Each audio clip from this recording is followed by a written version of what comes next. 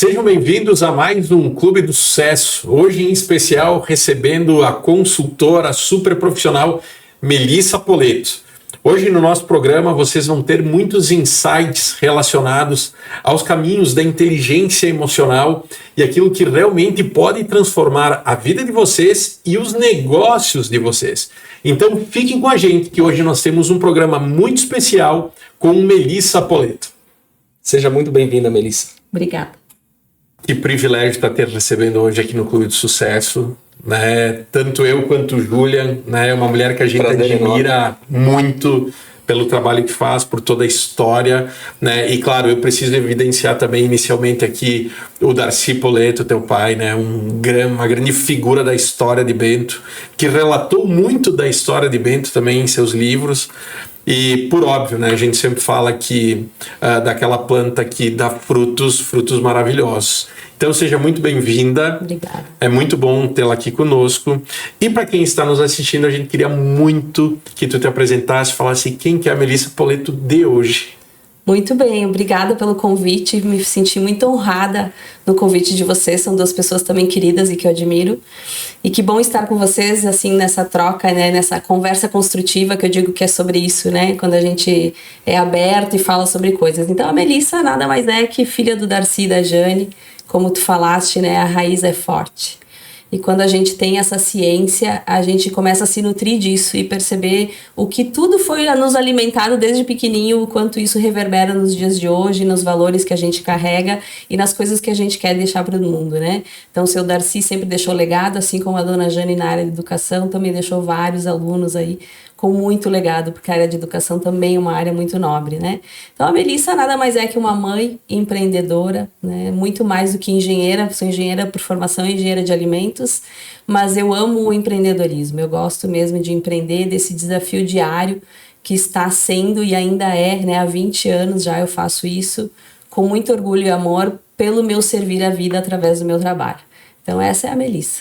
Aproveitando, o Rodrigo citou o teu pai, eu vou citar a tua mãe, que ela inclusive foi a minha professora de física lá na época hoje se fala em estudo avançado, né, o segundo, terceiro ano na época, né, E até nós estávamos comentando antes nos bastidores, né, como é bom lembrar essa fase desses professores antigos que marcaram e que tinham uma autoridade fora da curva, assim, quando no primeiro dia de aula nós já entrávamos e sabendo quem era, então tu já entrava sabendo como tu tinha que se comportar. Exatamente. Né? Já tinha um respeito ali, uma autoridade na já sala, tinha, né? Então, eu até aproveitando, já iniciando, a gente já tinha um comportamento sabendo das regras que tinha que ser seguida com aquele professor que te ensina. Que eu percebo hoje com filhos e tudo mais, que é um pouco, quase bastante diferente. É bem mais desafiador. O mundo girou e a gente pode falar disso, né? Quando que a gente faz uma introspecção, assim, voltando no tempo, né? Quais foram os grandes professores, né? Seja ele do primário, eu lembro da minha professora da primeira série, tinha 7 anos, sim, né? Exato. Mas teve alguma coisa lá naquele momento que me marcou muito forte, porque ela também, além de me educar em conhecimento, ela também me educou como um ser humano. E hoje a gente se confunde um pouco do que é educação, o que não é, né? Rapidamente eu trago um exemplo sobre essa educação. A minha esposa está grávida, a gente chegou no elevador do prédio, quando que chegou no andar para nós descer, tinha a nossa vizinha com a filha de 16 anos. Sabe o que a filha fez? Se atirou dentro do elevador. Isso é uma falta de educação total, porque eu digo assim, cara, a mulher está grávida, ela é mais velha que ela, deixa primeiro ela, a gentileza, né? A educação que é ser gentil. Então isso já parece que não tem mais. E aí quando que a gente volta, olha que legal, né? Eu não sabia da Jane porque, claro, não fui aluno dela, né?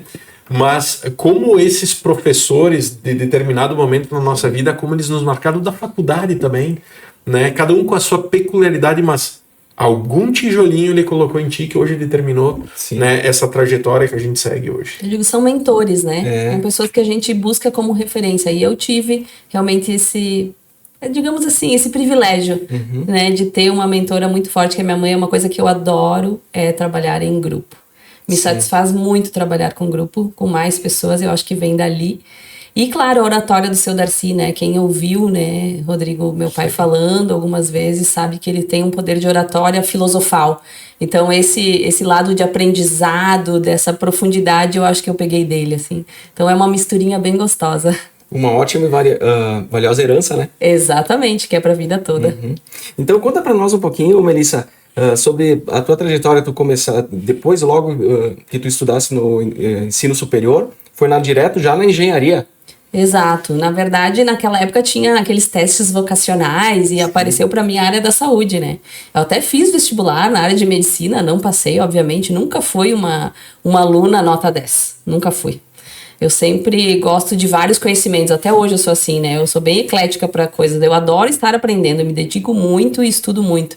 Mas coisas que fazem sentido para mim. Naquela época não era assim, né? Tinha que estudar o que tinha que estudar. E daí o meu pai, ele me falou, né, olha, tem uma engenharia nova que é da área de alimentos. Eu acho que é algo interessante porque a parte de alimentos nunca vai faltar na nossa mesa, né? Então vamos pesquisar e tal. E naquele ano a Universidade de São Leopoldo, a Unicinos, ia trazer para o campus de São Leopoldo, que até então era Montenegro. E aí eu fui, fiz, passei. E confesso para vocês, foi uma grande alegria o dia da minha formatura, porque eu quase não acreditava que eu estava me tornando engenheira. Realmente a engenharia tem uma profundidade de conteúdo bem densa, assim. Me desafiou a muitos momentos, assim, era bem desesperador. Às vezes eu até chorei muito durante a faculdade, assim, porque foi desafiador estudar aquelas cadeiras tão complexas. E quando eu me formei, eu dizia, olha só, né, como é difícil a gente reconhecer que conquistou aquilo, né? Mas deu certo. E aí, eu me lembro que eu me formei no sábado e na segunda já tinha uma entrevista de trabalho. E nessa entrevista eu já cheguei firme. O que eu quero dizer firme, né? Eu cheguei e disse, olha, eu sou engenheira por formação, vocês querem um engenheiro, tem que ser o piso salarial, já na negociação. Aí veio a parte do papai, né? Um bom negociador, assim, sempre trabalhou na área de vendas, né? Na área comercial. E realmente deu certo, eles também compraram, eu fui a primeira engenheira de alimentos dessa empresa e ali eu tive muitos conhecimentos adquiridos na prática, né? Porque eu cuidava de várias áreas, na empresa aqui de Cruzeiro do Sul, pertinho de Lajeado, morei ali, enfim. Só que tinha algo que me frustrava muito, que era tudo tinha início, meio e muitas coisas não tinham fim. E eu preciso encerrar ciclos, eu preciso ver as coisas findando, eu entregando projetos. E aí, de uma conversa despretensiosa com uma pessoa aqui da cidade na época, que tem uma empresa de alimentos, eu falei tudo que eu estava aprendendo e tal, e daí ela me disse, por que eu tô precisando disso na nossa empresa? Daí eu disse, então deixa eu marcar uma conversa com teu pai. Foi seu Mauro Gasperin, aqui da AIDA, aqui, né, uma empresa centenária aqui da nossa região. E aí eu fui lá, conversei com ele, e obviamente, comercialmente falando, né, vendi a ideia. E aí, então, eu abri a minha empresa. Foi assim, 1 ano e 7 meses depois de trabalhar CLT, eu já abri uma empresa, na cara e na coragem, com o apoio, claro, dos meus pais, porque eu voltei para casa, né, a morar com eles por um período. E aí eu comecei a ver o quanto é difícil empreender. Sim. Não é uma coisa fácil. Não é que seja difícil também, talvez é porque a gente acha que tecnicamente é só o que precisa o mercado, e não é isso. O mercado precisa mais do que uma força técnica, né? E aí eu acho que tem uma pergunta muito que é muito curiosa, assim, né? Quando é que tu falas, né? Tu abriu, né, a questão da consultoria e aí começa a assessorar as empresas e tal como uma grande oportunidade. Porque já tem o aspecto do pai, da negociação, tudo isso e tal. Claro, um período também foi muito interessante, né? Quando que começa a engenharia de alimentos, né? Como uma nova profissão, que ao certo não se sabia o que era e tal. E, ao mesmo tempo, vai surgindo uma demanda que já está represada há um bom tempo, né? E aí vem o grande ponto decisor, que tu fala não é só questão técnica, né? Quando é que vem o despertar da gestora, não a gestora de engenharia de alimentos, mas aquela que é a gestora de empresa, que tem que ver finanças, que tem que ver prospecção, novos negócios e tudo isso? Eu confesso que demorou um pouco para acontecer. Tanto é que após esse serviço, né, esse trabalho que eu fiz com a AIDA, que foi meu primeiro cliente oficialmente, assim, eu fiquei um bom período sem muitas demandas, porque comercialmente eu não sabia como que eu ia vender aquilo que eu estava propondo. Eu sabia que a principal motivação era ter um projeto que tivesse um objetivo e tivesse uma entrega, que ele findasse. Isso eu sempre prezo pela minha empresa. Eu nunca fui uma empresa de consultoria que traz com que o cliente fique meio dependente de nós e nada disso, porque eu gosto da entrega. Findou isso, qual é o próximo passo? Daí a gente vai pro próximo, né? Fecha aquele ciclo.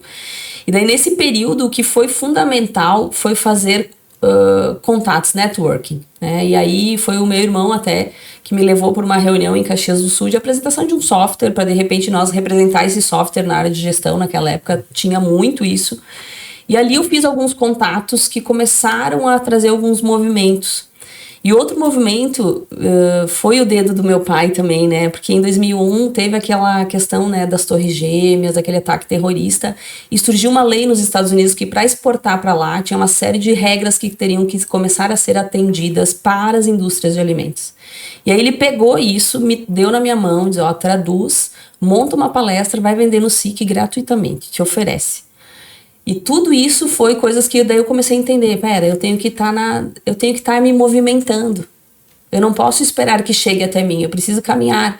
Só que isso é constante. Por quê? Porque às vezes a vida vem, te dá uns tropeços e aí tu para de novo. Aí tu cansa pelo caminho. Aí tu precisa tomar uma água. E aí tu diz, não, vamos lá de novo, movimento. Né? Então, e é engraçado como nessa coisa de parar também é necessária. Porque no parar chegam as coisas certas. Que a gente não estava vendo. Então, meu pai trouxe isso, eu fiz a palestra no SIC, marquei, eles só promoveram para mim, então fui lá, botei a cara, né? Eu fiz esse movimento desses contatos que me trouxeram serviços depois, a gente precisa de alguém nessa área de alimentos, é uma área que está crescendo, e aí os movimentos começaram a acontecer.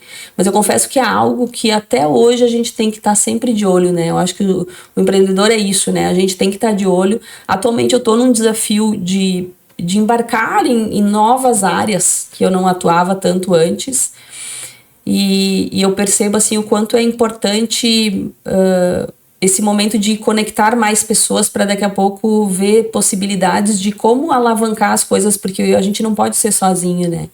A gente precisa dessas equipes e na área de serviço a gente é muito lembrado a pessoa. É pessoal. É da pessoa. Então eu tô nesse desafio, né? De conseguir estruturar uma equipe para daqui a pouco dar um passo a mais para poder dar voz ao que eu tenho para dar para as pessoas, para mais pessoas. Sair um pouco dos individuais para trabalhar mais em grupo, que é uma coisa que me alegra muito. Eu gosto muito de trabalhar em grupo. Acho que grupo tem muita força. E é legal o que tu falas aí, porque a questão do empreendedorismo que não se para nunca, e realmente não se para nunca, por vários motivos, né? E a gente traz isso, eu acho, lá da faculdade, que achando que quando tu conseguir alcançar o teu tão esperado diploma, parece que é o fim, parece que tu vai estar, ou melhor, enquanto tu está lá dentro, é o quê? Pelo menos para mim foi assim, eu também vim da engenharia, então era tão difícil passar semestre a semestre, que a impressão que era que quando tu conseguisse o teu diploma, era o final de tudo e tu já ia exigir por aquilo que tu achava que tinha que exigir e acabou, mas não, aí tu percebe que só estava começando e tinha muitas áreas fora daquilo que tu, por anos, se especializou, que tu não conhecia, simplesmente nem te contatou com aquilo, né? Ele falou das finanças, a gente não via isso. A própria questão, principalmente das exatas, tu se formou em publicitário, tu tinha mais isso, mas a comunicação entre pessoas, fazer um trabalho, era uma coisa, para quem vem dessa questão mais introspectiva, que são as exatas, né? E eles te preparam para isso, porque uma prova tu tem que fazer sozinho, tu não pode olhar para o lado, tu não pode conversar. Então tu já vem, de certa forma, moldado para não interagir com ninguém, a somar e multiplicar ideias. Né? Exatamente. E aí tu tá com um canudo, tu já tá com uma idade, eles te colocaram talvez uma visão de um certo poder, que agora deixa eu pedir o quanto eu quero, o quanto eu... Mas tu tem muita coisa a ser trilhada ainda, né? Muita coisa. E permeia por isso, né? Por trazer essas pessoas e mostrar para elas que tem algo a mais, né? Hoje eu venho fazendo um trabalho muito forte com líderes. E uma das principais queixas é isso, né? Sobre o engajamento das pessoas do time dessa liderança, né? Só que começa de cima para baixo. Enquanto não tiver clareza do para que esse negócio existe, dificilmente as pessoas vão se conectar. Porque as pessoas precisam dessa conexão. E quanto a gente teve, né, de sair das exatas e entender isso. Então, como eu fui trabalhar com gestão, logo um organismo de certificação até me subcontratou, fazia auditorias e tal. Então, era muito cara crachá, né? Atende, não atende, era muito exato essa parte. Mas ali eu comecei a ver que tinham nuances através das pessoas. Eu tive muitos aprendizados e aquilo brilhava o meu olho. Aquilo que me conquistava todos os dias, né? E daí eu disse, olha só, né? Como são pessoas com histórias diferentes, com situações diferentes, às vezes a mesma coisa a ser atendida, porém enxergam completamente diferentes. Algumas mais engajadas, outras menos. Mas tudo tem a ver com onde está o nosso coração. Onde está o nosso... E em vários momentos, em ciclos da vida, o nosso coração às vezes está dedicado à família. Por exemplo, a tua esposa agora vai ser mãe. Vai passar um bom período que o coração dela vai ser exclusivo desse filho. É uma fase nova. Ela também vai findar essa fase, né? Mas a gente tem que saber adaptar isso ao cotidiano do dia a dia, da nossa vida profissional também, né? Então, o quanto isso acontece, e eu sinto que a minha empresa, toda vez que eu me afastei, que o meu coração se afastou dela, ela sentiu. Porque vocês também têm empresas, vocês sabem do que eu estou falando. A empresa tem uma alma, e é do fundador. É muito dos fundadores. Então, quando o fundador ele não está lá por algum motivo, por alguma razão, a empresa sente. E aí parece que os funcionários também sentem e se afastam. E dizem, meu Deus, como é que eu me afastei disso agora? É sobre isso, sabe? Os negócios também têm almas. E muitas pessoas que dependem deles, né? E se o fundador não está 100% com a alma, isso eu percebo, não adianta tu esperar que a organização ou os colaboradores vão resolver ou vão dar aquela injeção de ânimo que o fundador não está mais tendo. Exato. Eu acho que é se enganar muito sobre isso, né? Muito. E eles querem delegar. Eles, inclusive, justificam que eles não têm tempo. Mas isso é puro autoconhecimento, falta de autoconhecimento, na verdade, né? Quando ele não se autoconhece, ele se afasta disso. E ele acha que contratando bons gestores, né, um bom CEO, um bom diretor, um bom gerente, vai resolver as questões da empresa. Não enquanto eles não. E o fundador tem tanta força que aí a gente vê nas sucessões familiares, né? O quanto às vezes chega na terceira, quarta geração e a empresa sente, a ponto de talvez fechar. Por quê? Porque não é valorizado os valores do fundador. Os fundadores têm esse poder. Eles ficam para sempre, independente de estarem vivos ou não. Os valores, né? Os valores. Vide do que ao Disney, nasceu. né? Exato. Ao Disney, eu fiz um curso de excelência em atendimento Disney. Cara, nunca fui para Disney, tá? E se isso é uma mentira que eu tô falando agora, eu fui enganado no curso, tá? Então vocês me perdoem. Mas a nossa instrutora, muito boa, por sinal, ela comentou que no castelo de Disney tem lá o quarto do Walt Disney. Em determinado momento do final do dia, eles acendem a luz, como se eles estivessem lá dentro. Porque, segundo, né, a questão dos valores e das crenças dele, os valores deles a gente nunca perdeu. Não. E o fato da luz estar acesa é para lembrar que esses valores estão presentes. Cara, pensa Silvio Santos. Sem SBT é o cara que vai... É imorrível. Exato. Né? Porque a gente sempre vai lembrar do SBT como Silvio Santos.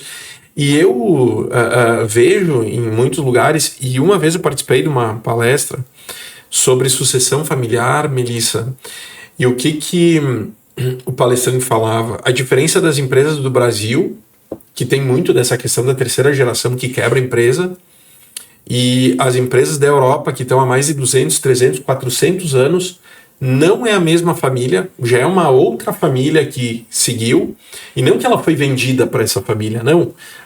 As sucessões levaram até lá. Porque o conceito era, lá não se transfere riqueza, se transfere legado. E o que vai no legado? Vão os teus valores, a tua conduta, a tua educação, né?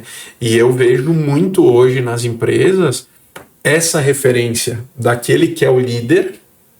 E hoje tu pode ver que no Brasil tem vários casos de empresas que estão entrando em recuperação judicial, que em determinado momento foram vendidos. Era o casal que tocava, o caso da Tokstok. O caso da Tokstok, até 2016, salvo engano, era o casal que tocava, passaram para terceiros, o mercado comprou aquilo, cadê a alma do CEO?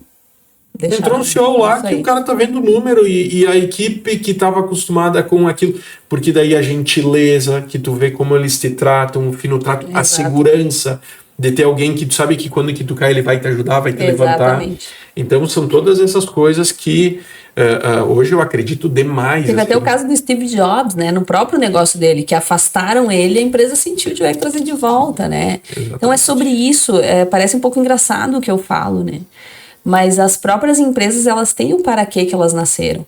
Inclusive, assim, quantas empresas a gente conhece que às vezes o seu para quê foi motivado porque eu trabalho, por exemplo, numa indústria de imóveis e ela está precisando de alguém para fazer kits, digamos assim, né? Então eu abri a minha empresa por esta empresa. A indústria de imóveis faz parte da alma dessa empresa. Dificilmente essa empresa vai conseguir desvincular. Então, às vezes, eles se queixam, nossa, mas ele sempre foi meu cliente maior, eu comecei por causa dele e eu não consigo sair dele. Criou vínculo. Então, existem vínculos na nossa vida, profissional e pessoal, que são muito fortes. Então, eu sempre recomendo, abre outra. Essa está fadada a trabalhar muito exclusivamente a esse teu primeiro cliente, que foi, de certa forma, quem fomentou esse negócio. Então, tem toda essa história.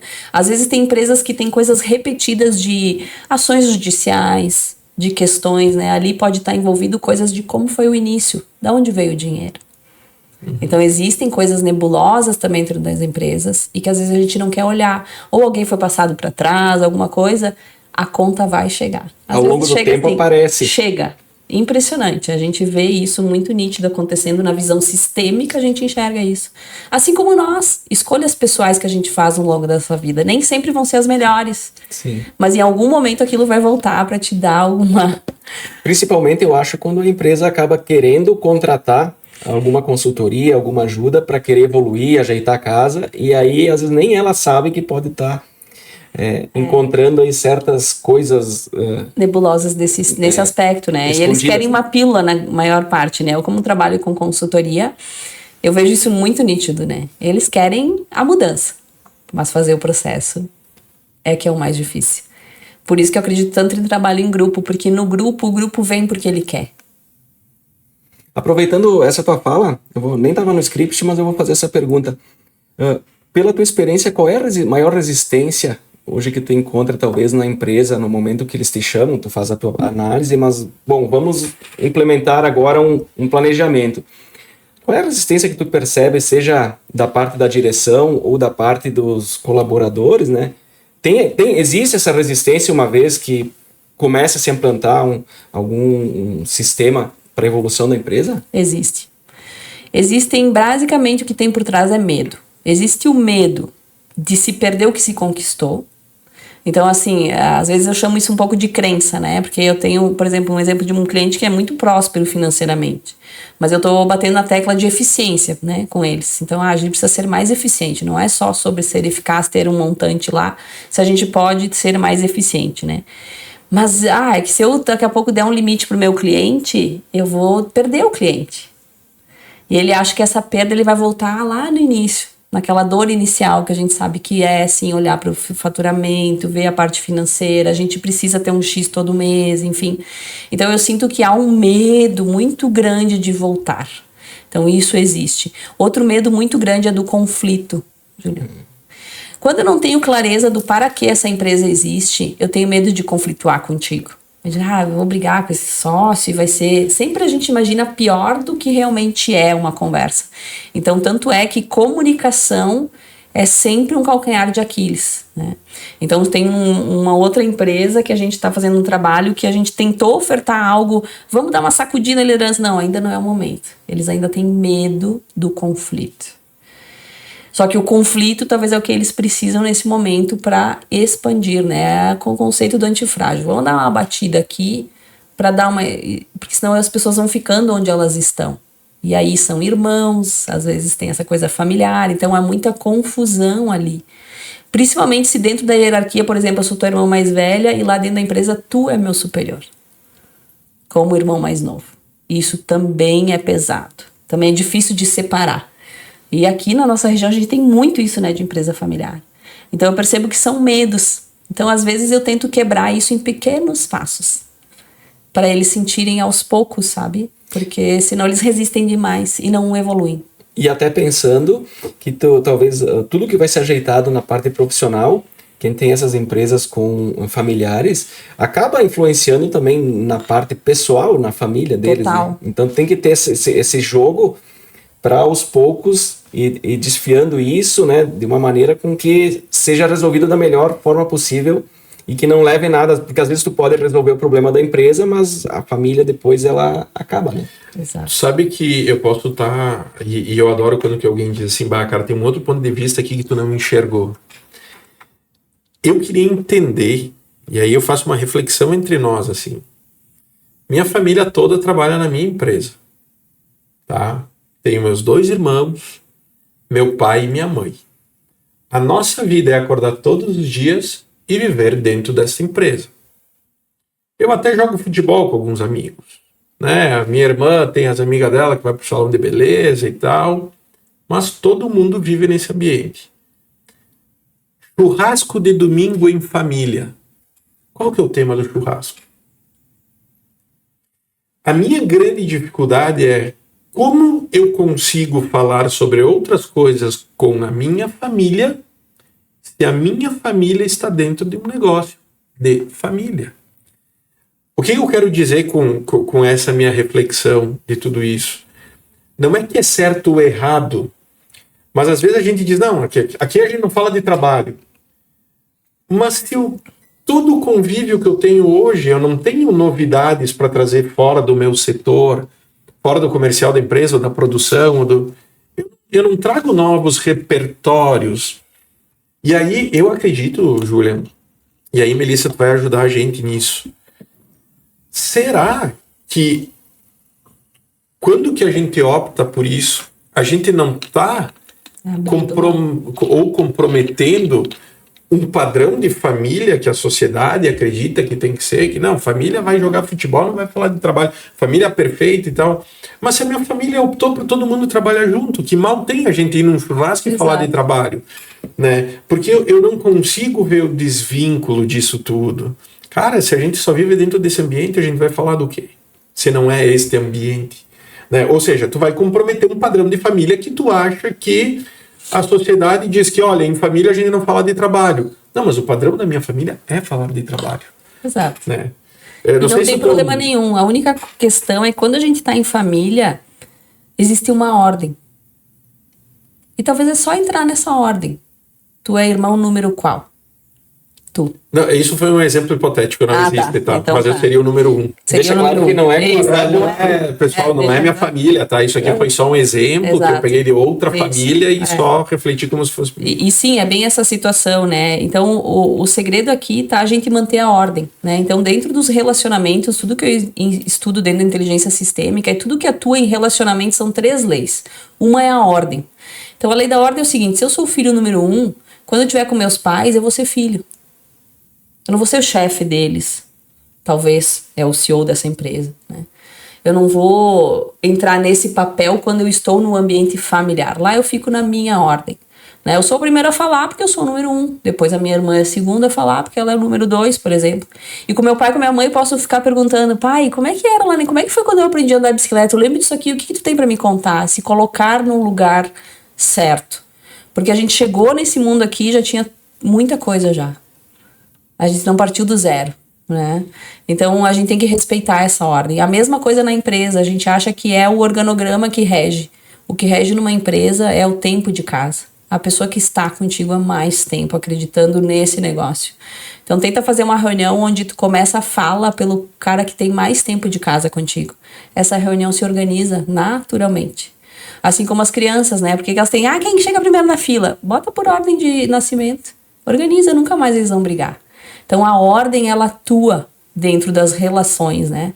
E outra coisa que atua muito é o pertencimento, né? Então, se pertence a essa realidade, não dá para excluir realmente. É uma realidade do negócio, do dia a dia.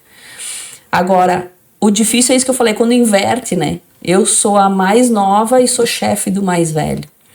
Então, esse mais velho, às vezes, ele não consegue lidar com isso e aí ele age mal no seu relacionamento com essa irmã fora, talvez na relação profissional, é uma coisa, mas no pessoal desconta, porque lá ele vai ser maior do que eu, né? Então é sempre o nosso lugar de força, é aquele que é o nosso lugar no mundo, nós temos um lugar no mundo, nós chegamos por um motivo. E a mesma coisa é a lei do equilíbrio, né? Às vezes tem alguns empresários que chegam pra mim e dizem assim, eu tenho muito questões trabalhistas, o pessoal sempre entra, daí eu já deixo até uma reserva, porque eu já sei que eles vão entrar na justiça. Eu sempre falo, tu tá desequilibrando essa relação, o que tu dá demais pra eles?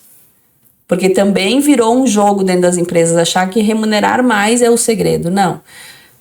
Funcionário não é pago por esforço, e sim por resultado. É sobre isso. Conforme vem o resultado, a remuneração é proporcional. Né? E assim é como assumir riscos, né? Maior hierarquia tem um valor. Então existe muito desequilíbrio também. E esse equilíbrio é nas relações pessoais, com amizades. Aquela pessoa que só tu chama pra sair e nunca vem. Lá passando diz, não vou mais chamar. Né? Eu tô sempre convidando, o cara nunca aceita. Então desequilibra, né? Então é outra coisa. E outra coisa que atua muito forte dentro das pessoas é elas querem se sentir pertencentes. E aí que eu acho que tá o X da questão nas empresas, né? Eles se afastam disso, né? Eles não querem que as pessoas se sintam pertencentes. E aí tem um pouco das histórias, né? Como surgiu os negócios. Surgiu lá da era industrial, tem uma era agrícola, depois a industrial. Então foi surgindo também do tempo ainda dos escravos. Eles trabalhavam para os senhores, né? Então essa memória na parte de trabalho ainda está muito impregnada. Então às vezes eu não transpareço o que a empresa deseja. Tanto é que empresas não conseguem abrir faturamento, lucratividade, vários números, parece uma vergonha. Justamente porque acham que isso vai fazer com que eles se afastem, né? Eles não vão confiar mais em mim. Então tem muita desconfiança ainda. E isso é uma cultura, a psicogenética explica isso, isso vem passando de gerações e gerações. Ou vocês nunca ouviram, tu tem que chegar no trabalho assim com um carro bem fuleiro, não vai com o teu carro melhorzinho não, porque tu tem que parecer que tu não tá ganhando dinheiro. Ainda existe muito isso, né? Uma cultura, e aí é uma crença com o dinheiro. Tem tudo isso por trás, né? E tudo isso move, e o pertencimento movimenta muito uma organização. Assim como o pertencimento na família. Então, às vezes, eu não tenho sucesso, ou eu não suporto o sucesso, porque foi perante a muitos fracassos que eu cheguei onde eu cheguei. Então, às vezes, eu suportar o sucesso, para fazer um exercício bem simples em casa mesmo, né? Fecha teus olhos, imagina o sucesso na tua frente e vê que sensação que chega. Às vezes, vem uma palpitação. É difícil. Suportar o sucesso é difícil. Tanto é que todo mundo fala de quando fracassa. Eu fracassei, porque, né? Aí fala pra todo mundo, agora o sucesso ninguém fala. Eu acho que vem também de encontro com a situação do carro novo. Tu não quer ir de carro novo, senão eles vão... Imagina se eu vou falar que tô ganhando dinheiro agora, tá louco. Não, daí vão se aproximar de mim por... É tanta crença, mas é fato que... Também, Melissa, eu acredito esse viés que tem também ao contrário, né? Porque no meio da nossa sociedade hoje tem os aproveitadores. Tem. Né? E às vezes a gente quer também se proteger desses, né? Eu já vejo pessoas hoje que também mascaram aquilo que, cara, tô sofrendo, tô com dificuldade, ao invés de... A gente sempre fala, mas se não sabe como, procurar quem, né? Isso. E é tão interessante todo esse assunto que a gente traz, porque é desafiador hoje tu conseguir quantificar informação que seja relevante para aquela pessoa e que ajude ela sem dar um viés de um interesse que desmonte ela. Diz, o cara tá ganhando muito dinheiro em cima das minhas costas e não vou mais fazer isso, né? E hoje, para nós também, gestores, né? Hoje eu tava com uma reunião com os colaboradores e eu perguntei para uma pessoa da minha equipe, eu falei, como é que tá? Tudo certo? Tudo certo. Como é que tá as nossas vendas? Excelente. Muito bom. Inclusive, fechei uma ontem. E eu falei, excelente? O que tu considera excelente? Isso. Só pra gente entender, né, qual é que é o parâmetro de excelência entre o meu e o teu. Ela disse, não, excelente é o trabalho que eu venho desempenhando. Eu falei, tu aceita ver números? Claro. E aí, quando que ela pegou os papéis, ela disse, nossa, eu vendi menos da fulana, que nem trabalhava direito. Isso é ser excelente? Porque eu consegui encontrar um caminho de poder trabalhar com dados, informações que vá auxiliar.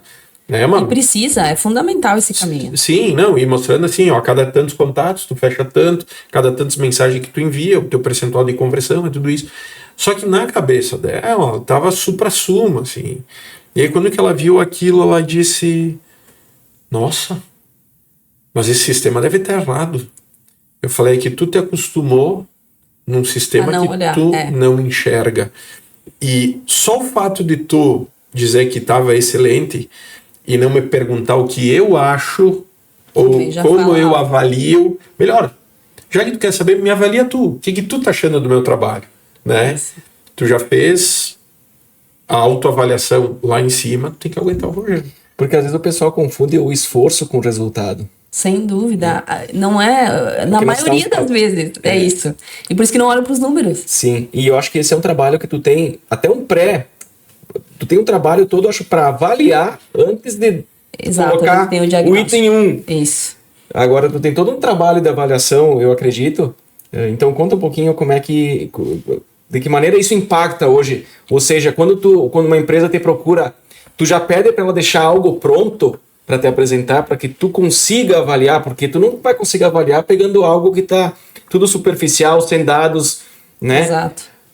A gente inicia sempre com um diagnóstico, né? Então a gente verifica as ferramentas que eles têm atualmente, com o que eles agem, né? Com o que eles atuam e fazem entrevistas. A gente não é quantitativa esse diagnóstico, ele é 100% qualitativo, então a gente conversa com as lideranças, as percepções. E ali já aparece muita coisa, né? Independente do nível da liderança, vem aparecendo qual é a cultura dessa organização, né? Então tem essa que por exemplo, é produtividade alta e faturamento alto. Não é sobre lucrar, é sobre faturar, por exemplo, né? E faturar não é a mesma coisa que lucro. Não é a mesma coisa que lucro, né? O próprio EBITDA não é a mesma coisa. Então são números e dados que dão uma passada. E é normal, o faturamento ele é natural, né? Ele ser algo que a gente olha, enfim. Só que conforme a gente vai amadurecendo na gestão, tem que entender que tem outras coisas, outras informações que são importantes. E aí é delargado, eu digo assim, não é delegado, né? Às vezes é delargada essa função comercial, sem muito direcionamento, só com um número final. E aí vem todo esse olhar que tem que ser feito, né? Mas eles geralmente não sabem que eu vou chegar nessas perguntas, né? Exatamente que nem tu fizeste ali, né? Essa pergunta de por que é esse faturamento e não no lucro. E aí fica aquele olhar, né? Que a gente tem uma ideia, daí tu começa a perceber que tem coisas por trás, né? Que movem, assim. E aí a segundo ponto é a gente fazer um workshop, uma desacomodação com a liderança para eles enxergarem, porque muitos estão nesse lugar. Uma zona de conforto que inclusive foi criada, inclusive pelos gestores maiores, né? É bem comum esse perfil mais paternalista, de mais cuidado, assim. E aí a gente tem que dar essa desacomodação e depois o desafio tá agora sempre no segundo passo, né? Que é onde eles têm que fazer o processo. E aí não adianta só o gerente querer fazer o processo se o CEO, o diretor da empresa não fizer. E às vezes eles não querem fazer. Eles veem a importância, mas eles não querem fazer o processo, porque é dolorido. Vou falar algo que é engraçado para vocês, né? Eu conversei esses tempos atrás com os gestores de uma empresa, né? A alta liderança. E quando eu falava disso, mas talvez vocês estão sangrando nesses lugares que vocês não estão vendo. Eles sorriam. Vi como é difícil carregar o sucesso. Existe uma alegria. E a fisionomia das pessoas falam. Eles se alegram. A gente sabe que a gente pode estar sangrando. Mas o faturamento tá bom. Quando não deveria, né? Quando a expressão deveria ser de preocupação, no mínimo, vamos dizer assim, porque tem algo que não está certo. Exato, mas algo move as pessoas, Julian. É muito inconsciente isso que eu tô falando. E move, tanto é que o próprio Bert Hellinger, que é o pai aí das leis sistêmicas, ele falava, o invisível nos move. Né? Então, tudo que tu sente algo te movendo, vai um pouco além. Por que eu tô indo para esse caminho e não aquele? Hoje de manhã com uma líder eu falei, por que a área de recursos humanos? Por que tu escolheu esta área? O que isso representa para ti? Porque eles não têm clareza do para quê deles. O para quê que eu trabalho com isso? Porque é sobre ajudar. E geralmente quando a gente pergunta o para quê, as pessoas respondem sobre elas. Para me desenvolver, para me desafiar. Tá, mas o que tu tem para oferecer para o outro? É sobre o outro. O trabalho é sobre servir a outros. Tipo isso que vocês estão fazendo aqui. Tem uma motivação interna de vocês. Para quê? E aí quando tem um para quê claro, que atende e ajuda outras pessoas, porque eu acredito muito em conversas assim. Alguém olha e diz, nossa, eu já passei por isso, eu sei do que ela tá falando, eu sei do que ele tá falando. É sobre identificação. Eu acredito muito nisso. Aí as pessoas acreditam. Daí as pessoas dizem, tem um brilho no olhar. É sobre isso. Eu tenho clareza do para quê. Eu disse sim pro convite. Vocês têm clareza do para quê do projeto de vocês. E aí as pessoas conectam. Sim. O sucesso chega bem mais simples e bem mais fácil. Esse para quê, inclusive, a gente sempre... E no primeiro momento que nós conversamos, porque há muitos podcasts similares a esses, maiores, menores, ou seja... Mas sempre vai ter alguém que vai conectar, porque ou já passou, ou entendeu a tua fala, Isso. ou assimilou teu tom de voz, ou a tua fisionomia te lembra alguém. Então, quando a gente iniciou esse movimento, era justamente com esse objetivo. Levar, de alguma forma, essa ajuda para alguém que vai precisar e vai acontecer. Porque a pessoa que procura, ela assiste um, assiste outro, porque eu consumo muito podcast também e eu entendo, tem vários, mas tem aquele que eu entendi, aquilo que eu já escutei em vários. Exatamente, por isso que chama Clube do Sucesso, Clube do né? Sucesso. Porque o que é sucesso para cada um é diferente. Agora, se tu tem um para quê, o resto tá bem tranquilo de acontecer. E eu vou aproveitar, pessoal, que a Melissa falou agora do para quê, então, para quem está se identificando com o nosso programa, sempre levando conteúdos, e essa é a nossa ideia mesmo, poder se conectar, mostrar que pessoas como nós estão também batalhando todos os dias e buscando seu sucesso. Quero convidar que vocês compartilhem esse programa com os amigos, com familiares, com aqueles que vocês sabem que vai fazer sentido. Possam se inscrever no nosso canal, que é muito importante. Se puder ativar o sininho, melhor ainda, porque você vai ser notificado. Então, todas as segundas-feiras, 21 horas, no YouTube e também no Spotify, tem programa do Clube do Sucesso. Toda semana um novo programa. E é isso, Melissa. Sabe, quando que a gente tá compartilhando, tá falando com o pessoal, eu e o Júlio, foi ele que me convidou para vir para cá, né? E imagina, adoro estar no microfone conversando, de falar, né? compartilhando. E o mais legal é que esse ano também fez 20 anos que eu sou empresário, né? Batalhando com tantas coisas, né? E coloquei como década da minha vida essa aqui a partir dos 41 anos anteriores, agora 42, até os 52 eu falei, eu vou fazer tudo aquilo que eu tenho vontade de fazer dentro do meu limite possível humano de tempo e tal. E aí quando que o Júlio chamou a gente para conversar, cara, eu acho que a gente tem que ir compartilhando ideias e tal, a gente não sabe aonde isso vai chegar, mas é legal que tá tendo um baita de engajamento, né? Exato. Os vídeos estão chegando a 2.000 views, esse aqui vai passar de 2.000, a gente vai compartilhar, vai avisar todo mundo. E o fato das pessoas também estarem acreditando nisso conosco é realmente o fato de saber que o maior interesse nosso é poder servir de alguma forma para outros. Isso, é sobre isso. A vida é sobre isso. Isso é legado. E eu vou te dizer, eu aprendi muito mais sobre isso quando que eu estive na política. Porque na minha cabeça, e isso só está na minha cabeça, não está no mundo todo. Sim. Mas alguns do mundo todo também estão com essa mesma cabeça. Para mim, política é o ato de servir da forma mais pura possível a sociedade na qual você está inserido. É fato. E primeiro eu sou brasileiro, depois eu sou gaúcho, depois eu sou bento gonçalvense. Então, claro que dentro da minha atividade política, eu estava para a minha cidade, mas que refletia no meu estado e, em consequência, no meu país. E eu sempre coloquei isso. Enquanto que eu estiver político, porque eu também estive secretário, né? Sim. Eu vou fazer de tudo para servir da melhor forma. É sobre isso. Até porque tem um detalhe. Quem está produzindo, que está pagando o meu salário, tá? Também. Né? Também. E eu falei, no mínimo, eu tenho que servir da melhor forma É a lei do equilíbrio, possível. isso. E eu vou te dizer, foi fantástico, porque quem entra na política visando dinheiro já tem um problema de valor pessoal. Exato. Porque tu sabe quanto que tu ganha. E quando não está lá, vai ter problema, porque a gente não pode nunca visar o dinheiro. O dinheiro é só uma energia de troca. E o detalhe, o salário é o mesmo, Exato. trabalhando 10 horas, 20 horas ou quantas horas forem. Então, se tu tá ganhando o teu salário e tu não está trabalhando, tu tem uma questão ética que tu tem que avaliar se realmente tu tá aí, né, fazendo o que deveria fazer. E outra, se tu trabalhar mais do que tu deveria trabalhar, tu sabe que tu não vai ganhar uma hora extra e nem direito, porque tu não tem direito nenhum. Mas a satisfação, eu lembro assim, ó, Julian, quando que nós abríamos o Natal em Bento, que chegava o Papai Noel, aquela vibração da criançada. Não teve só um que eu caí em lágrimas assim no canto, emocionado, vendo tudo aquilo acontecendo e dizendo assim, cara, a gente tá transformando a vida dessas pessoas. É isso. E para mim a vida passou a ter um novo propósito. Exato. Fortaleceu tudo isso, porque eu sempre gostei disso, né? Eu nunca avisei faturamento na empresa, Sim. né? Diziam para mim, cara, mas tu não tem meta de faturamento, tu não tem...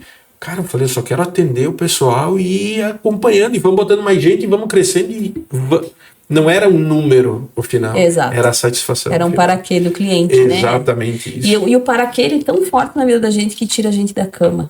Então, as pessoas que não têm essa clareza e acham que a situação financeira do banco é o que define quem elas são, né? Que às vezes estão numa situação ruim, eles se desmotivam. Gente, a situação financeira não é o quem você é. Você é mais do que isso. Às vezes é aquela só uma situação. É só um ciclo que vai encerrar para começar outro. E a mesma coisa quem só visa o dinheiro, né? E fica muito nítido em empresas que têm essa visão só do financeiro, né? Fica muito nítido o quanto todas as pessoas que lá trabalham começam a sentir e se afastar de alguma forma. Então, assim, e resultado financeiro, ele não representa realmente o nosso para quê. Agora, o cliente, sim. Né? Aquilo que a gente está servindo a outro, isso tem valor. E numa área política, numa entidade, né? São meios que vai, assim, por uma escolha pessoal muito forte, por uma motivação muito forte. Eu acho que isso que tu te conectou ali, né? Com as tuas motivações internas e vendo tanta gente ser beneficiadas com aquilo, né? Eu acho que é sobre isso também. Isso é legado. Sim. Tem uma questão sobre o comportamento, né? Certo. Que a gente talvez foi cobrado muito a dar um resultado em cima das habilidades. Mas a pessoa pode ser tão boa com habilidades, mas se ela não souber se comportar de uma maneira, e o comportamento, eu percebo, quando eu comecei a estudar isso, ele vai desde a comunicação até a maneira como tu conversa, a maneira como tu fala e a maneira como tu entrega aquilo que tá tão bom.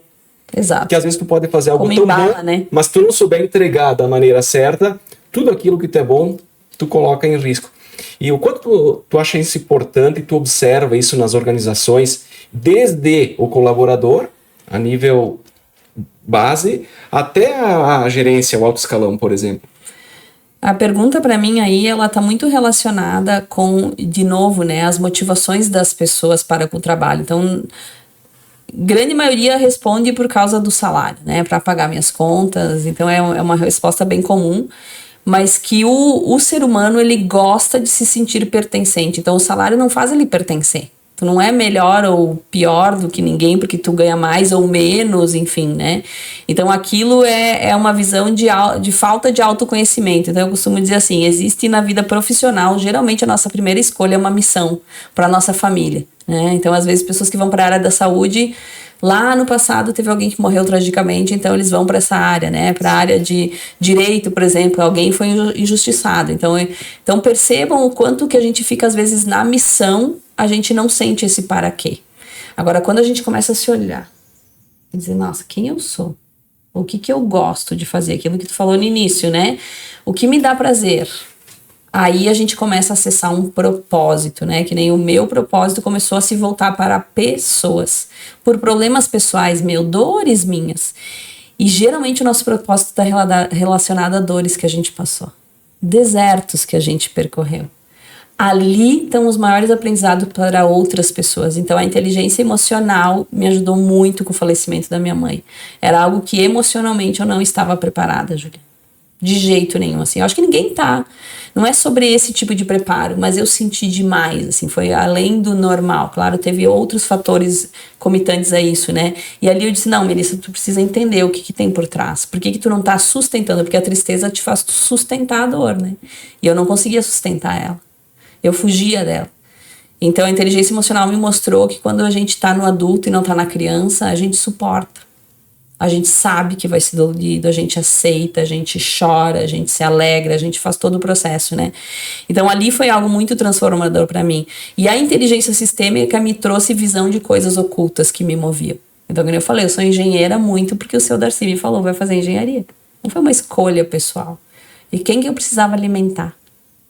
Né? Porque é na área de alimentação. Então é uma área que também trabalha com vidas, de certa forma, tem uma relação, né? Então, são tudo... E agora, trabalhar com pessoas... Às vezes, a pessoa até me pergunta, tu é psicóloga? Eu não. Não, eu sou uma mentora de inteligência emocional e sistêmica que ajuda as pessoas a olharem para o oculto. Então, isso eu acho que tem muita relação com eles não se conectarem, não se perguntarem, não se conhecerem. Por isso que eu vendo tanto a ideia do autoconhecimento. Te conheça. que aí tu saberás quem tu és no mundo. Enquanto tu não souberes, por isso que vem aumentando tantas estatísticas de saúde mental no país, né? Infelizmente. Mas a gente conhece pessoas ou que estão com depressão, ou crises de ansiedade, né? Que não veem saída para dar onde elas estão. E infelizmente esse lugar, eu sempre digo, vítimas não prosperam. Enquanto eu me colocar como vítima de uma situação, eu perco o meu poder pessoal. E todos nós temos tudo. O sucesso tem relação com isso, com a tua raiz. Todo mundo tem uma raiz. A gente veio de muito longe a vida para chegar até nós. Né? Então, é valorizar isso, né? Esse momento que a gente está vivendo. Graças a todas essas ancestralidades que estão em nós. Que coisa boa, né? E aí tem que permear por esses lugares. Mas eu confesso que tem pessoas que não suportam. E tudo bem, é o tempo de cada um. Às vezes eu tenho que me afastar. É o melhor. E abrindo então agora mais um pontinho aí para a pessoa partir pro caminho do autoconhecimento. E o autoconhecimento ele não vem sozinho, porque ele vem com a autorresponsabilidade, ele vem com o abandono do vitimismo que tu mesmo comentou, que isso eu acho que a aceitação e entender a rejeição, que eu acho que essa é outra ferida. Outra ferida que eu acho que talvez uma delas que mais impacta no sentido da pessoa evoluir, né? Teria talvez o nível 1, nível 2, o caminho 1 e 2 para a pessoa hoje que nos assiste, entendeu isso, captou a nossa mensagem e diz, bom, agora eu quero saber por onde eu começo, talvez que livro eu leio, com quem eu falo e que sentimento eu começo a pensar para começar a sair desse buraco que está talvez, né, dessa situação. Eu sempre falo que o primeiro passo é não suportar mais essa dor. Infelizmente é assim. Quando doer a tal ponto de dizer, eu não sei mais o que fazer com isso, chegou a hora de começar a virar chave, porque desse querer não é poder. Muita gente diz, eu quero mudar. Aí quando diz, o preço tem que pagar é esse, né? Já teve uma situação com uma moça que eu disse pra ela, tu vai chegar lá na casa dos teus pais e tu vai ser só filha. Ela não consegue. Porque inconscientemente ela acha que se ela só for filha e não resolver os problemas dos pais, ela vai deixar de pertencer a essa família. O que age, o que atua sobre ela é isso. Então é muito difícil. Querer não é poder. Então eu tenho que tomar a decisão perante a minha dor, dizer, não, isso eu não quero mais pra mim. A gente tem que ter clareza das coisas que a gente não quer. As pessoas não estão, a gente falou antes tu falaste, né, da maldade. Temos que perder a ingenuidade e saber que toda relação precisa de limites. As pessoas não estão mais conseguindo colocar limites nas relações. E às vezes ou dão demais, ou recebem muito, não são capazes de tomar nada de ninguém, né? Nem uma conversa, nem nada. E aí elas partem para esse lugar, né? Então quando doer o suficiente, eu quero mudar, vai ter que aceitar fazer o processo. Eu só mostro o caminho, eu não caminho por ninguém. Eu não posso fazer isso, seria arrogância da minha parte. Mas se precisar, eu mostro o caminho. E a pessoa vai ter que fazer o seu caminho, mediante o que ela consegue. Algumas pessoas estão tão presas e emaranhadas nessas questões familiares que se talvez tirar isso delas, talvez elas não sobrevivam, talvez elas morram, sabia? Tem gente que precisa de um problema para viver.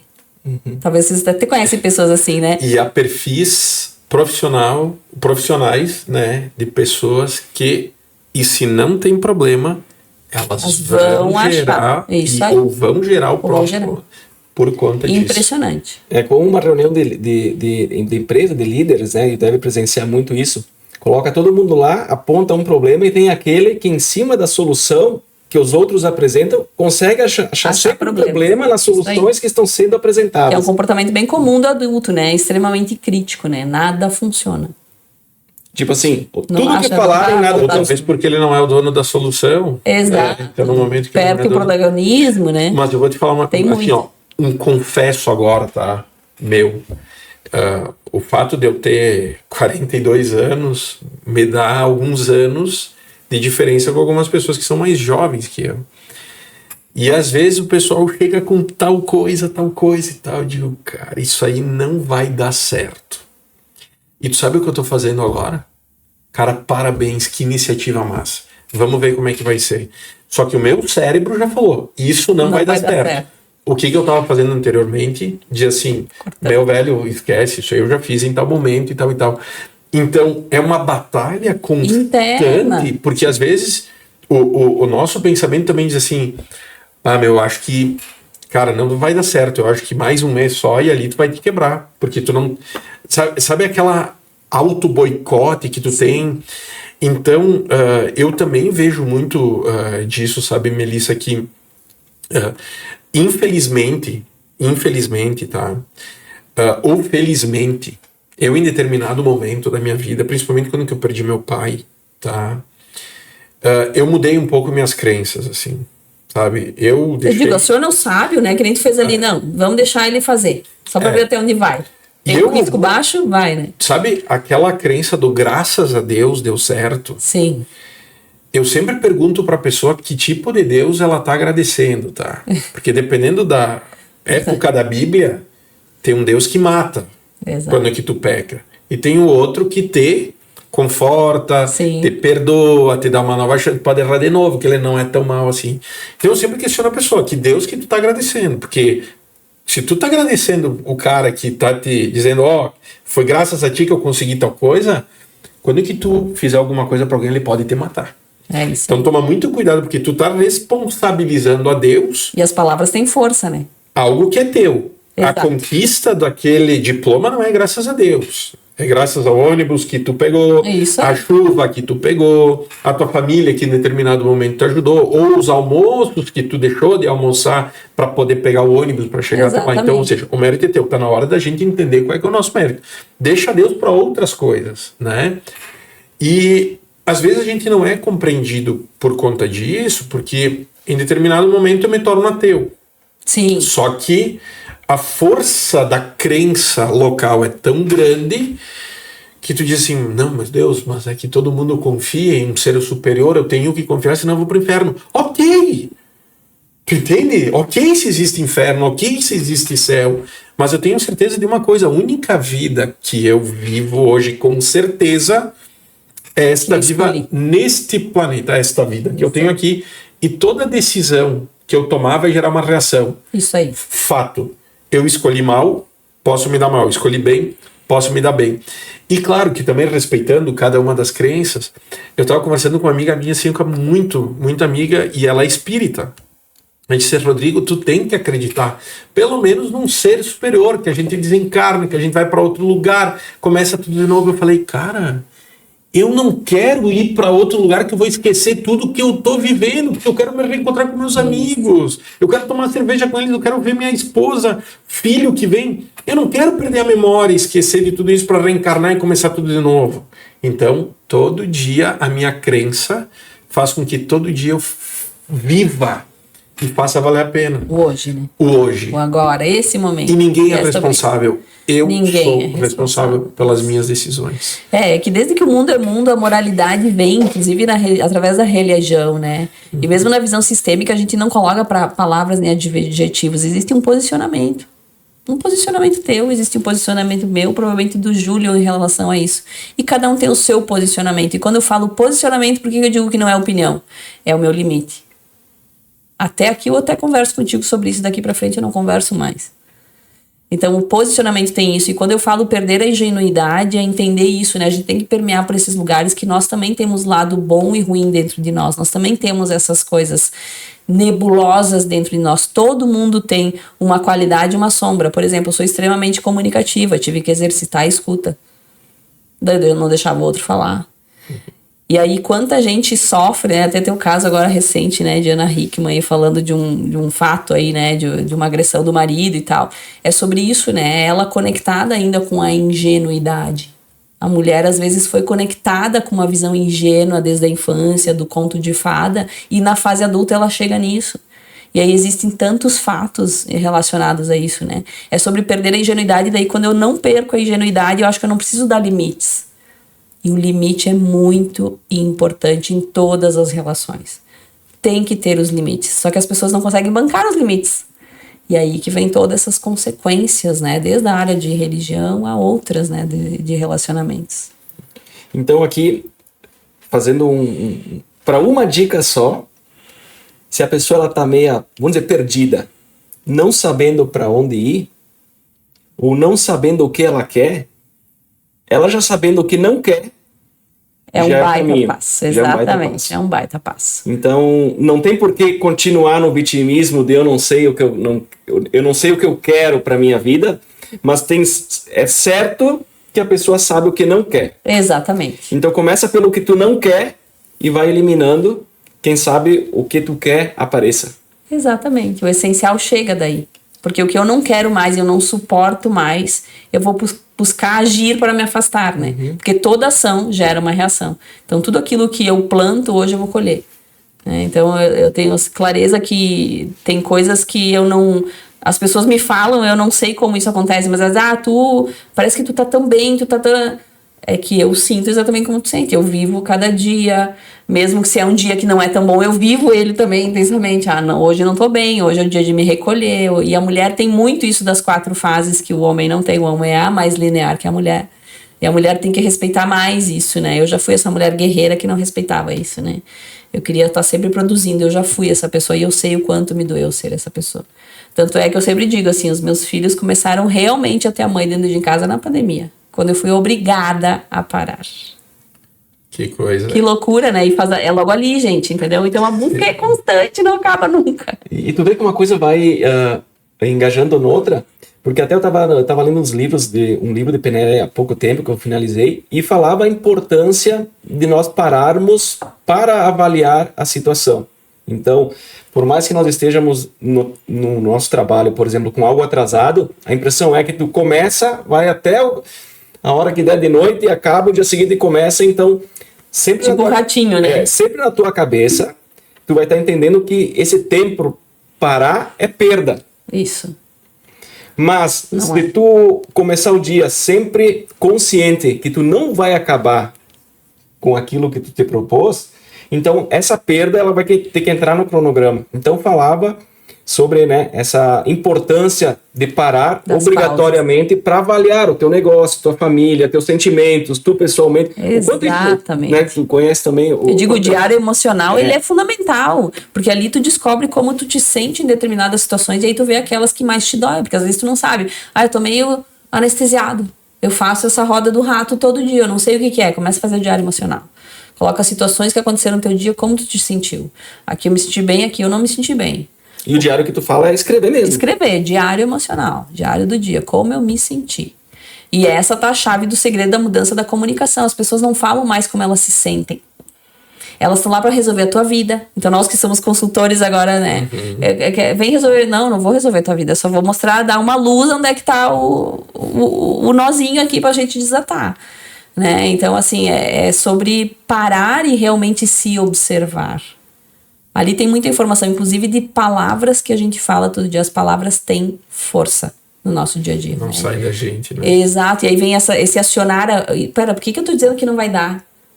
Geralmente é uma crença. E crenças são dadas por ou impactos emocionais, né, um trauma, ou então repetições de informações. Por isso que eu não ouço TV aberta há muitos anos.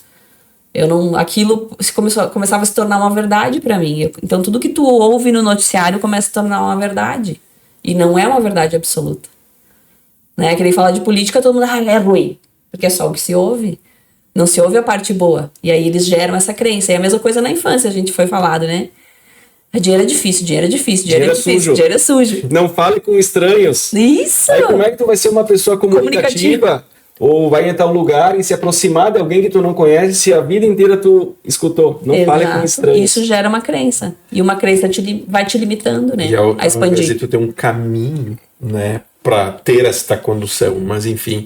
Mas Melissa, quero te dizer uma coisa. Uma hora passa muito rápido, né? E a nossa mais uma vez passou. Mas eu quero te agradecer muito pela tua presença aqui. Muito enriquecedor. Eu sabia que seria assim, né? Muito top. E tu vê, teria programa para bem mais tempo, né? Eu espero que a gente possa repetir algumas pessoas a gente vai começar a fazer episódio 1, 2, 3, daquele lá, né? Muito legal.